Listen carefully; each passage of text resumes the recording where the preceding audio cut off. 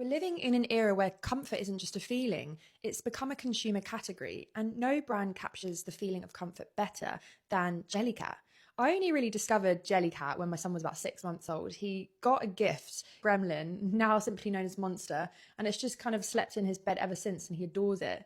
But at the time, I had really zero knowledge of plush toys or zero interest in them. But when I went to Japan, I suddenly realised the appeal because I'd seen plush toys everywhere. And in one small shop, if I'd been able to, probably would have walked out with several of them.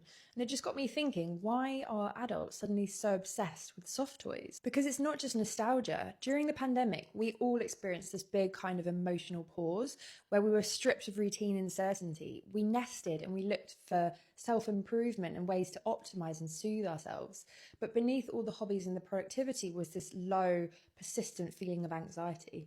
And what better antidote to anxiety than something soft, cute, and collectible? Jellycat's been around since 1991, but culturally it was perfectly timed to take off in the pandemic.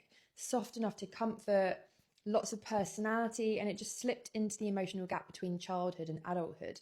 And if you look through the Jellycat subreddit, you'll find tens of thousands of adults sharing collections and shelfies.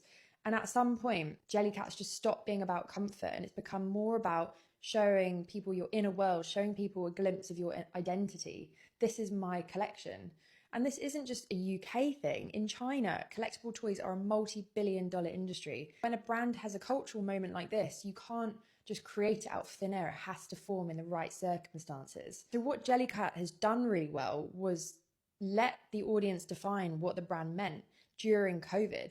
It didn't come in during the pandemic and position itself as an emotional support tool for anxious adults. People just decided that for it, and the brand just leaned in. In a world that rewards hardness and not optimization, making cute companions in the shape of animals socially acceptable for adults probably isn't such a bad thing. So if your brand sits on a timeless emotional truth, a really, really, really deep-rooted emotional human truth, like comfort or belonging, you don't need to reinvent yourself, because when culture shifts, you simply become even more relevant.